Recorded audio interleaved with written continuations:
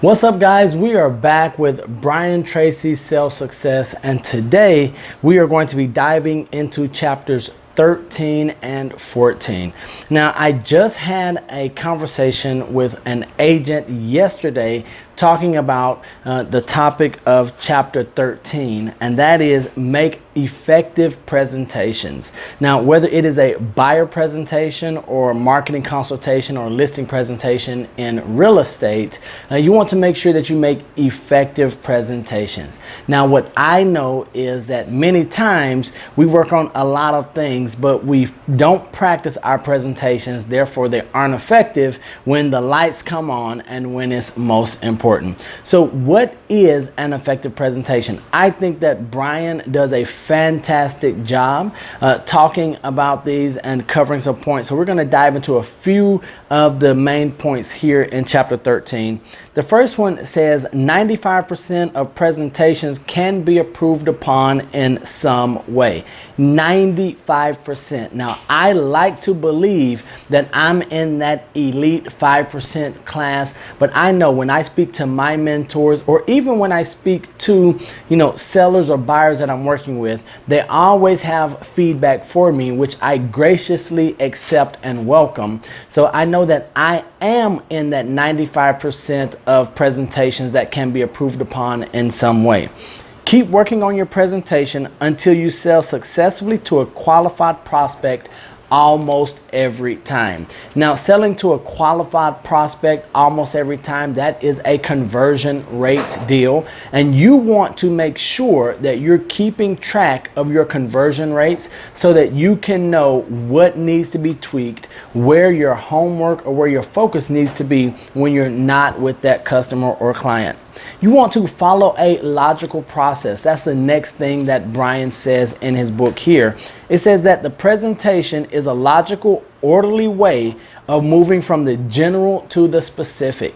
So when we talk about, and I'm going to speak in terms of real estate first, we know that most sellers, when you're talking about listing a property, the only thing they want to know is how much am I going to put in my pocket, which backs out to how much can I sell my property for. Now, as Brian says here in Follow a Logical Process, the presentation is a logical, orderly way of moving from the general to the specific. So dealing with the example of a seller, we usually want to begin with wide general market stats, maybe break it down to single family or condos, depending on whatever the seller has, and then come into their area, their neighborhood, and then finally arrive at a market position for their property. So that's the logical step and orderly. I know many agents. When I started, fortunately, I had mentors who helped me avoid this issue, but many agents just go into any type of presentation. Many people, when they're in a sales presentation, just go in without an orderly, logical process to get the customer or the client to a yes. The presentation formula. Here's a presentation formula that many of the top sales professionals in the world still use to this day, myself included. Here's what he says. Plan your presentation thoroughly in advance. Don't just show up and wing it. You're not going to get the repeatable, consistent results that you hope for. Plan your presentation thoroughly in advance. Think on paper.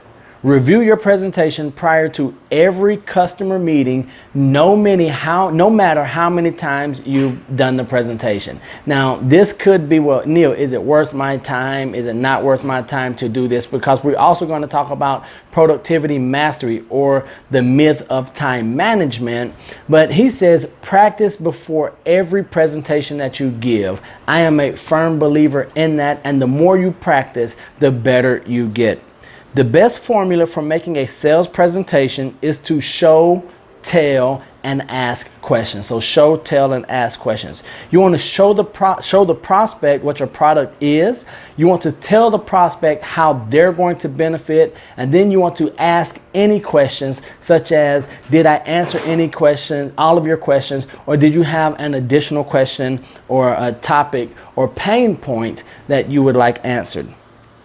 Most importantly, in a presentation, I know we love to talk about ourselves.